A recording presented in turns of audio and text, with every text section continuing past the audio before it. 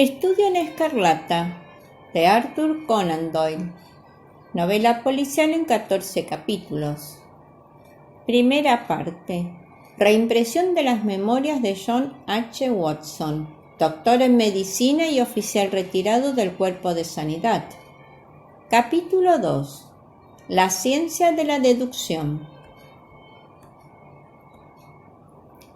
Nos vimos al día siguiente, según lo acordado, para inspeccionar las habitaciones del 221B de Baker Street, a que se había hecho alusión durante nuestro encuentro. Consistían en 2 confortables dormitorios y una única sala de estar, alegre y ventilada, con 2 amplios ventanales por los que entraba la luz.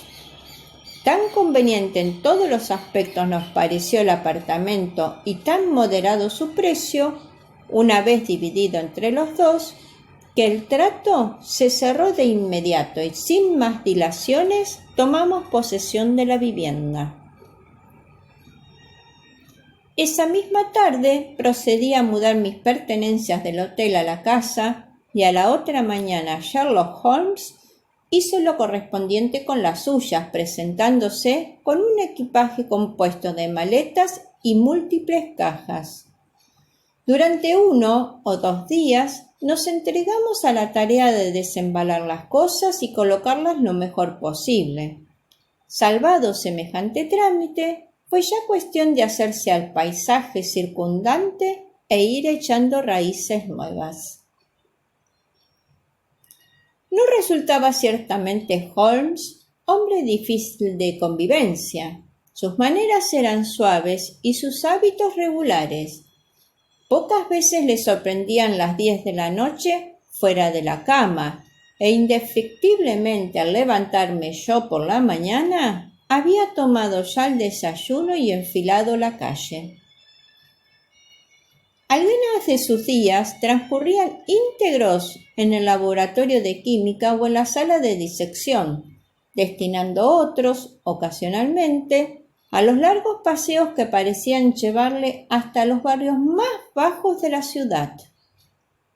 Cuando se apoderaba de él la fiebre del trabajo, era capaz de desplegar una energía sin parangón, pero a trechos y con puntualidad fatal caía en un extraño estado de abulia y entonces durante días permanecía extendido sobre el sofá de la sala de estar sin mover apenas un músculo o pronunciar palabra de la mañana a la noche.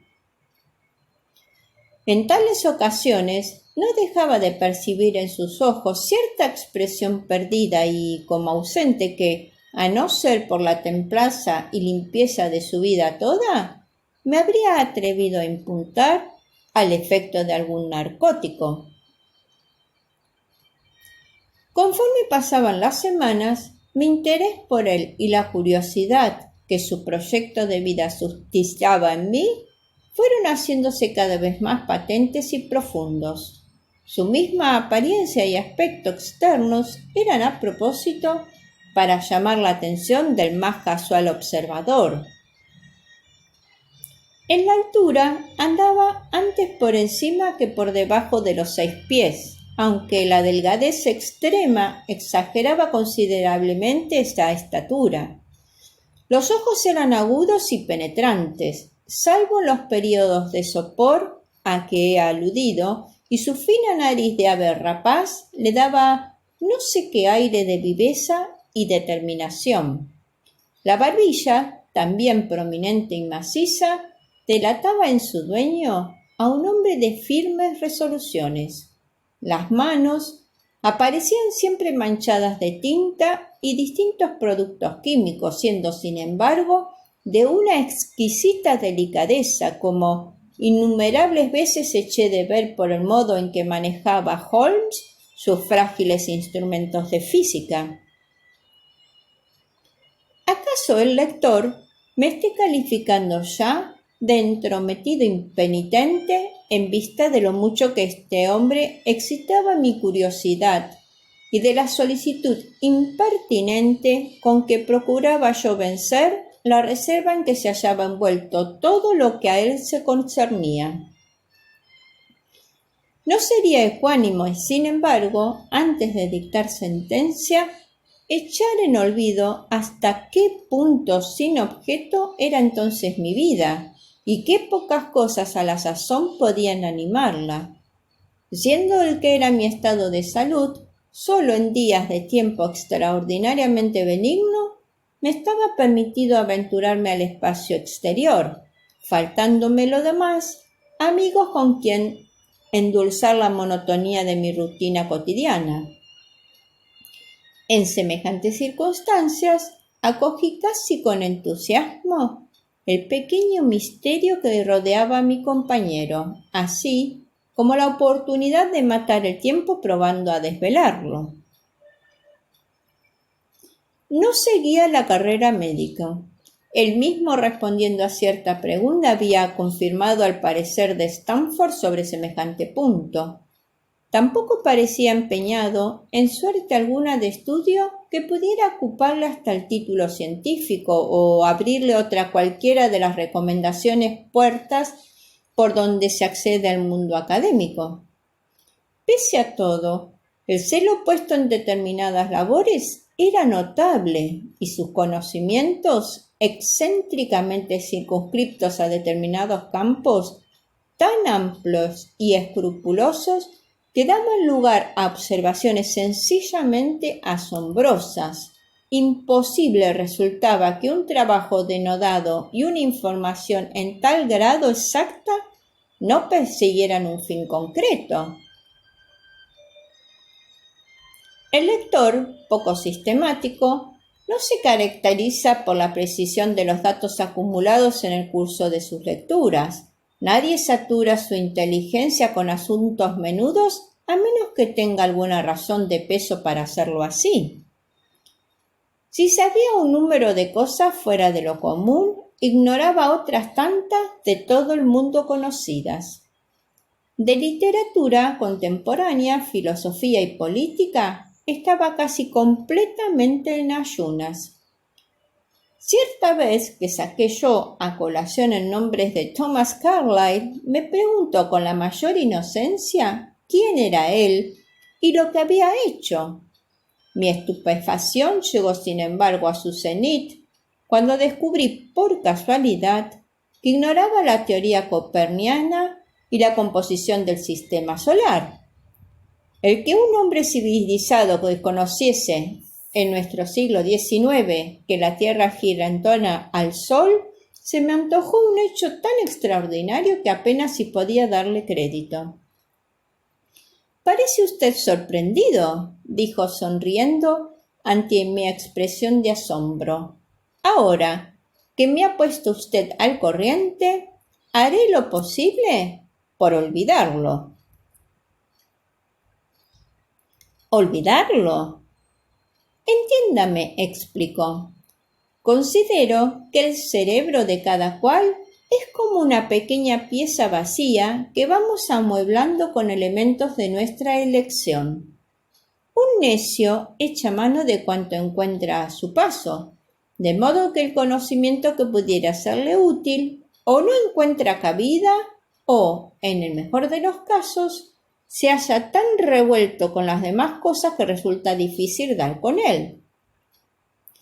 El operario hábil selecciona con sumo cuidado el contenido de ese vano disponible que es su cabeza. Solo de herramientas útiles se compondrá su arsenal, pero éstas serán abundantes y estarán en perfecto estado. Constituye un grave error el suponer que las paredes de la pequeña habitación son elásticas o capaces de dilatarse indefinidamente.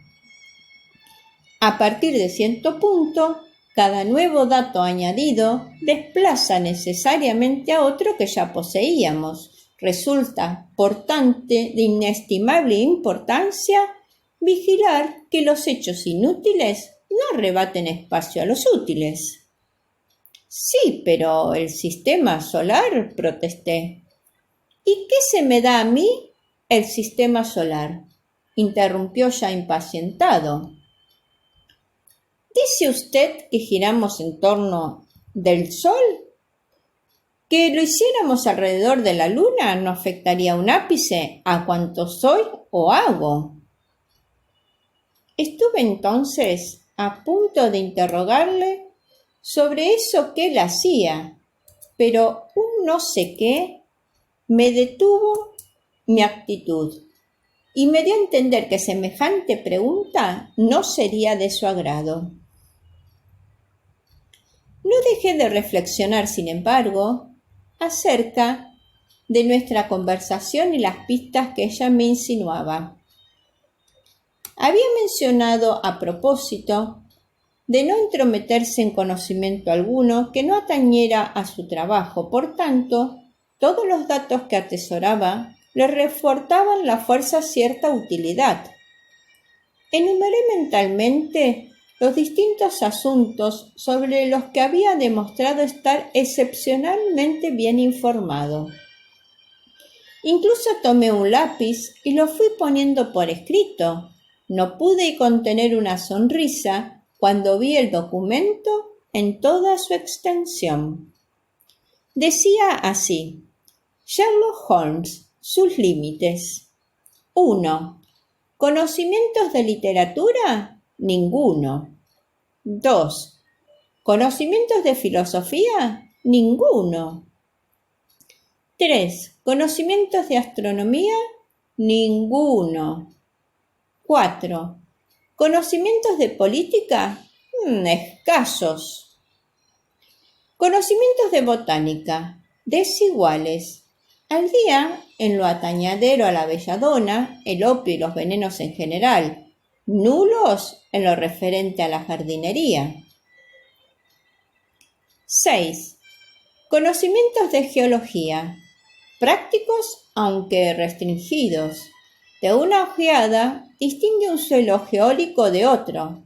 Después de un paso, me ha enseñado las manchas de barro de sus pantalones y ha sabido decirme, por la consistencia y el color de la tierra, a qué parte de Londres correspondía cada una. 7. Conocimiento de química, profundos. 8. Conocimientos de anatomía, exactos pero poco sistemáticos. 9. Conocimientos de literatura sensacionalista, inmensos. Parece conocer todos los detalles de cada hecho macabro acaecido en nuestro siglo. 10. Toca bien el violín. 11. Experto boxeador y esgrimitas de palo y espada. 12. Familiarizado con los aspectos prácticos de la ley inglesa. Al llegar a este punto desesperado, arrojé la lista al fuego. Si para adivinar lo que este tipo se propone, me dije, he de buscar qué profesión corresponde al común denominador de sus talentos, puedo ya darme por vencido.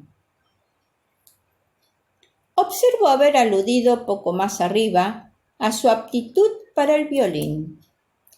Era esta notable, aunque no menos peregrina que todas las restantes, que podía ejecutar piezuelas musicales y de las difíciles lo sabía de sobra, ya que, a petición mía, había reproducido las notas de algunos líderes de Mendelssohn y otras composiciones de mi elección. Cuando se dejaba llevar a su gusto, rara vez arrancaba, sin embargo, a su instrumento música o aires reconocibles. Rescotado en su butaca durante toda una tarde, cerraba los ojos y con ademán descuidado arañaba las cuerdas del violín colocado detrás sobre una de sus rodillas. Unas veces eran las notas vibrantes y melancólicas, otras de aire fantástico y alegre. Sin dudas tales acordes reflejaban al exterior los ocultos pensamientos del músico, bien dándole su definitiva forma, bien acompañándolos, no más que como una caprichosa melodía del espíritu. ¿Sabe Dios que no hubiera sufrido pasivamente esos exasperantes solos a no tener Holmes la costumbre de rematarlos con una rápida sucesión de mis piezas favoritas, ejecutadas en descargo de lo que antes de ellas había debido oír. Llevábamos juntos alrededor de una semana sin que nadie apareciese por nuestro habitáculo, cuando empecé a sospechar en mi compañero una orfandad de amistades parejas a la mía. Pero según pude descubrir a continuación, no solo era ello falso, sino que además los contactos de Holmes se distribuían entre todas las más dispersas casas de la sociedad. Existía, por ejemplo, un hombrecillo de ratonil aspecto, pálido y ojimoreno, que me fue presentado como el señor Lestrade, y que vino a casa en no menos de 3 o 4 ocasiones a lo largo de una semana. Otra mañana, una joven elegantemente vestida fue nuestro huésped durante más de media hora. A la joven sucedió por la noche un tipo harapiento y de cabeza cana, la clásica estampa del buhonero judío, que parecía hallarse sobre ascuas y que a su vez dejó paso a una raída y probeta señora. Un día estuvo mi compañero departiendo con cierto caballero anciano y de melena blanca como la nieve. Otra recibió a un mozo de cuerda que venía con su uniforme de pana. Cuando alguno de los miembros de esta abigarrada comunidad hacía acto de presencia, solía Holmes suplicarme el usufructo de la sala y yo me retiraba entonces a mi dormitorio. Jamás dejó de disculparse por el trastorno de semejante modo que me causaba.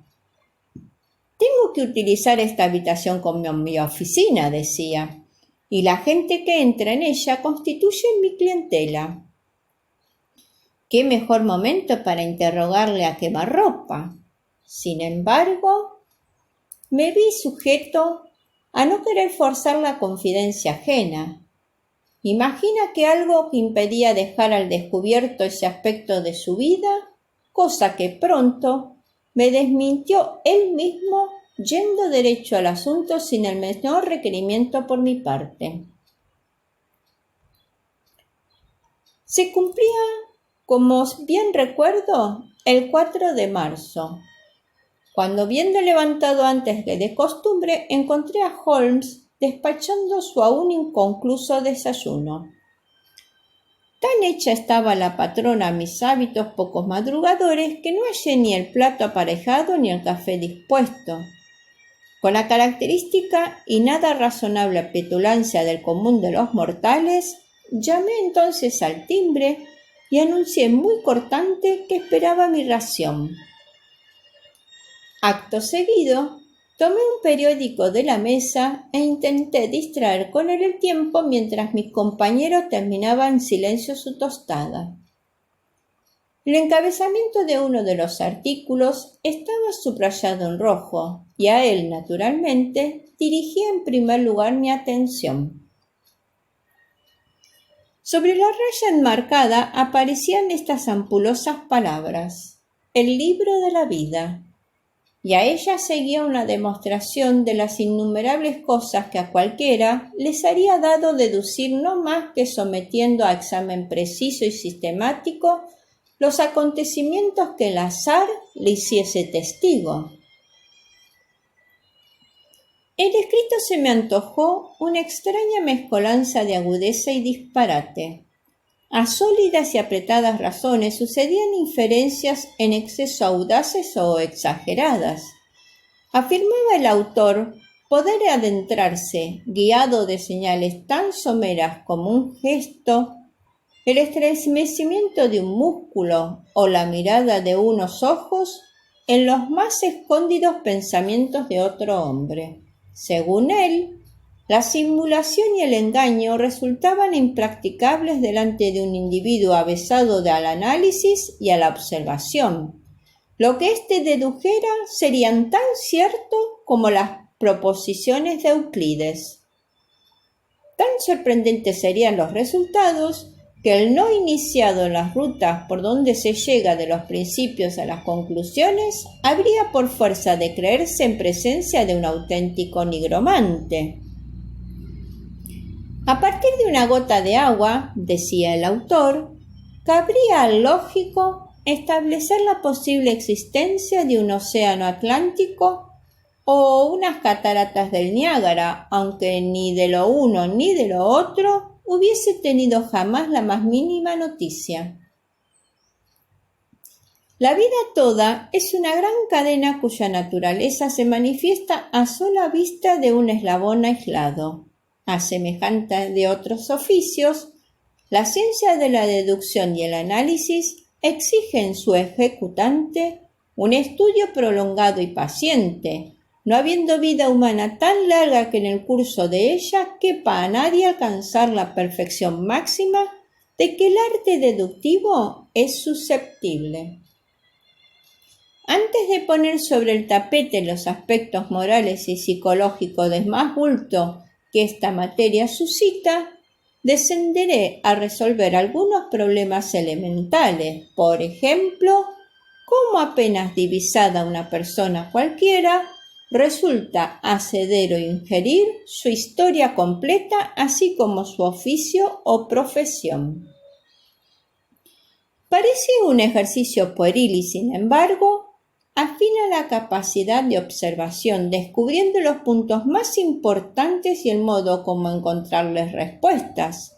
Las uñas de un individuo, las mangas de su chaqueta, sus botas, la rodillera de los pantalones, la callosidad de los dedos pulgar e índice, la expresión facial, los puños de su camisa, todos esos detalles, en fin, son prendas personales por donde claramente se revela la profesión del hombre observado.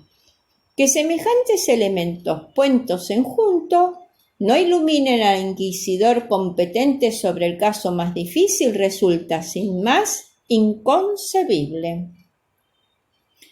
«¡Valiente sarta de sandeces!», grité, dejando el periódico sobre la mesa con un golpe seco. «¡Jamás había leído en mi vida tanto disparate!». «¿De qué se trata?», preguntó Sherlock Holmes. «De ese artículo», dije, apuntando hacia él con mi cucharilla mientras me sentaba para dar cuentas de mi desayuno. «Veo que lo ha leído, ya que está subrayado por usted. No niego habilidad al escritor, pero me subleva lo que dice. Se trata a ojos de vista de uno de esos divagadores de profesión a los que entusiasma elocuar preciosas paradojas en la soledad de sus despachos. Pura teoría.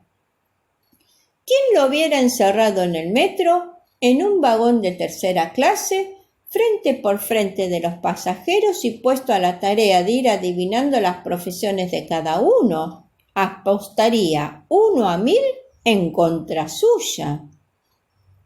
«Perdería usted su dinero», repuso Holmes tranquilamente.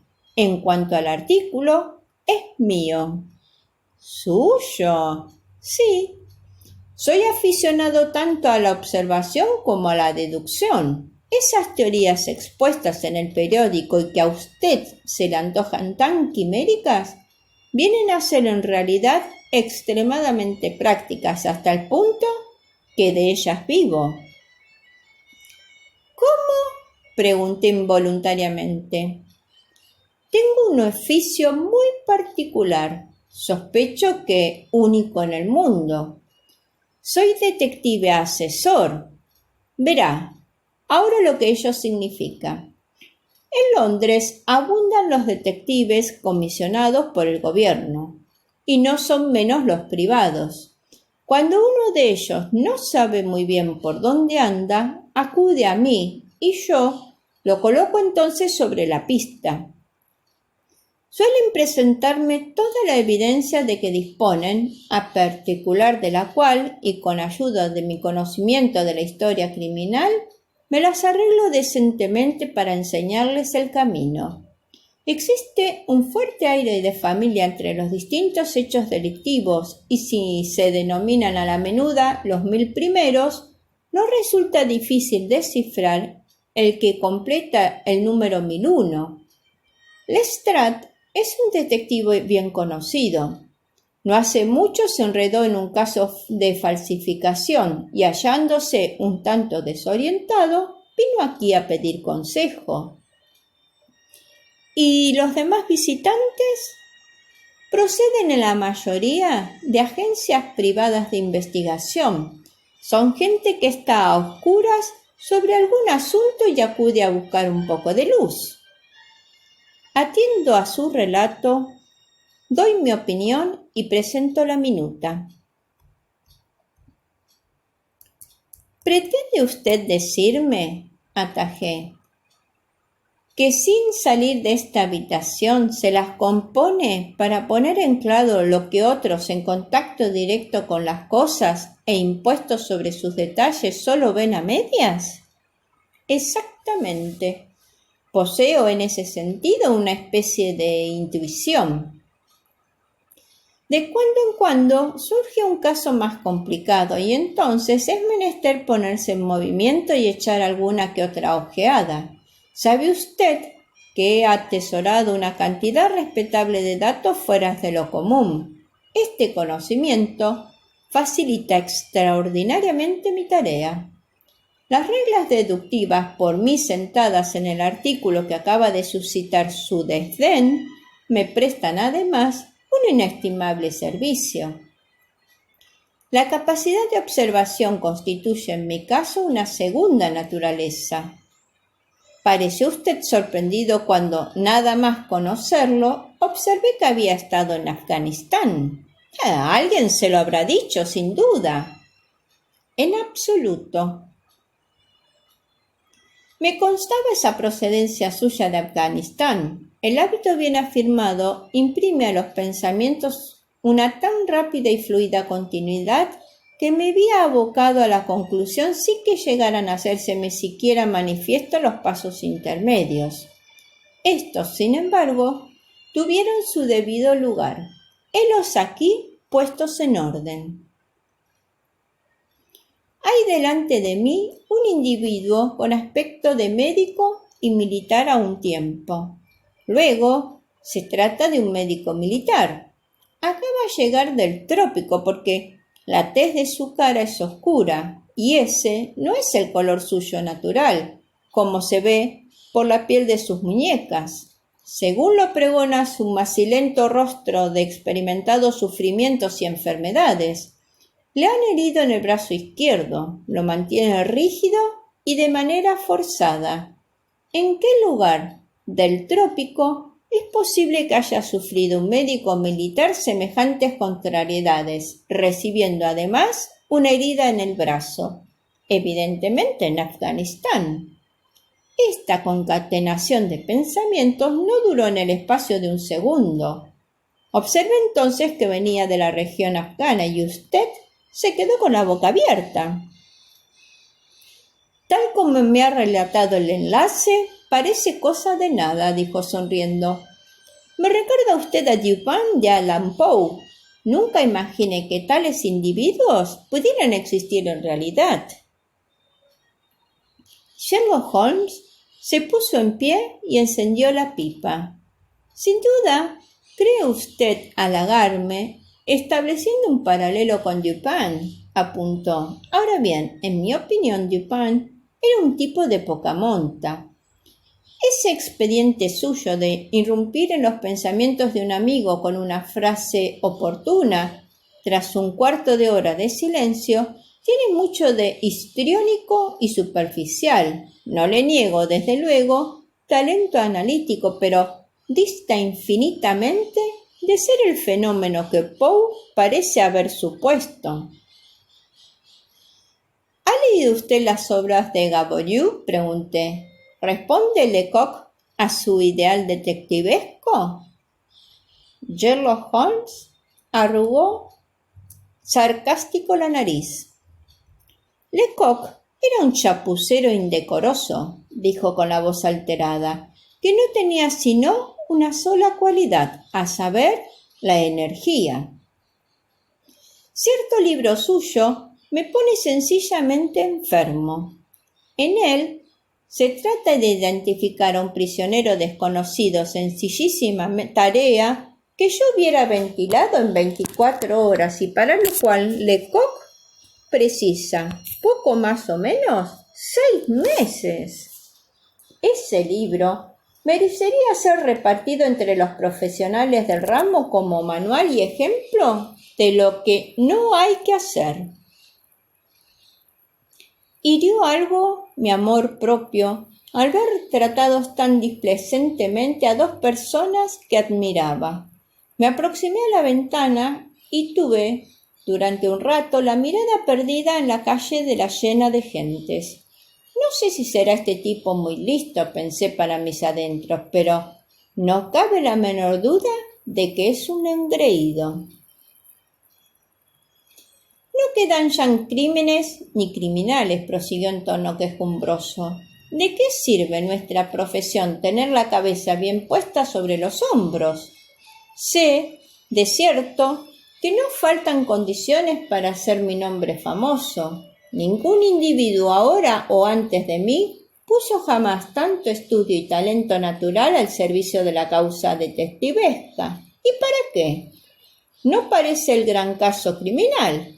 A lo sumo, me cruzo con alguna que otra chapucera villanía, tan transparente que su móvil no puede hurtarse siquiera a los ojos de un oficial de Scotland Yard.